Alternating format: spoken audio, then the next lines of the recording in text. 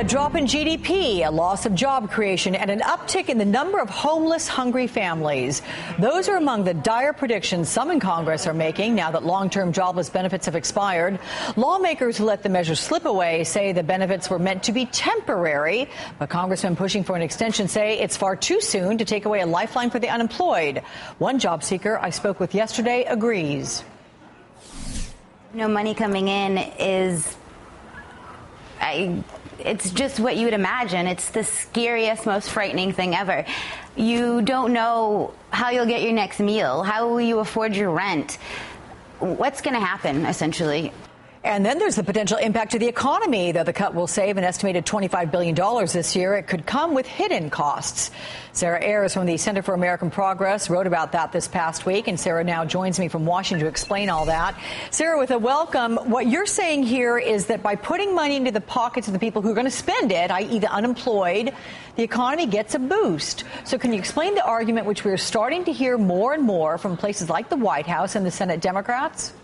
Yeah, absolutely. What we see is that Congress's failure to extend emergency unemployment benefits really constitutes yet another self-inflicted wound on the economy. So first you have the government shutdown, and now you have Congress letting these benefits expire, which economists predict will actually shrink GDP growth by 0.2 to 0.4% in 2014 and will cost us 250,000 jobs. And yeah, this is a result of, when you have these unemployment benefits that stimulate the economy by putting money into the pocket of people who are spending it on, day-to-day necessities like food and rent and utilities. And when they don't have that money to spend, it reduces economic growth, it reduces demand, and it results in fewer jobs created. So this isn't just an issue for individuals. It really has the potential to be a big hit on our overall economy. Yeah, I know, because people have to understand it's not like these people are taking this money and depositing it into offshore like bank accounts or, savings accounts. I mean, this is going right back to the economy. And there's a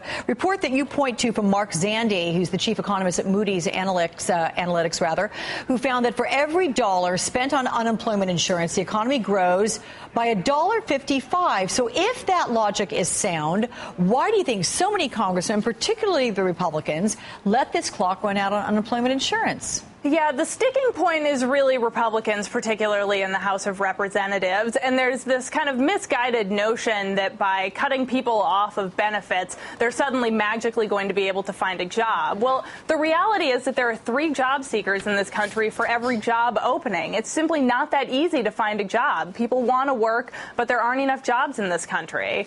We really need to give these people a lifeline and extend benefits. Yeah, well, let's look at the national unemployment rate. It did fall to 7% here. That is a signal that the economy and the job market are at least on better footing, but lots of states are still hurting.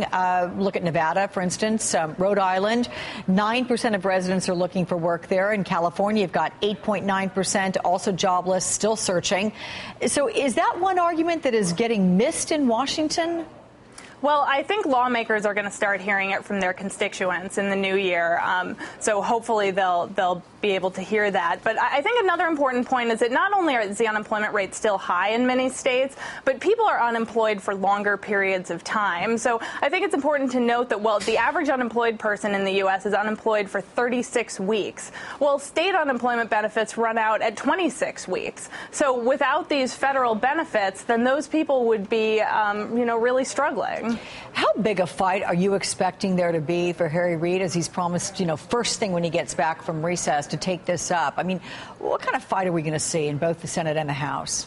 Well, I think the important thing is that long-term unemployed workers are both Democrats and Republicans. So members of Congress, regardless of their party, are going to hear from these unemployed workers who are really having trouble making ends meet. And they're also going to hear from, the retailers, the restaurants, the small businesses who are going to take a hit as a result of fewer dollars going into the economy. I think members of Congress are really going to hear it from their constituents when they get back. Okay, and we'll see what the reaction is as a result of that. From the Center for American Progress, Sarah Ayers. Thank you, Sarah. Thank you.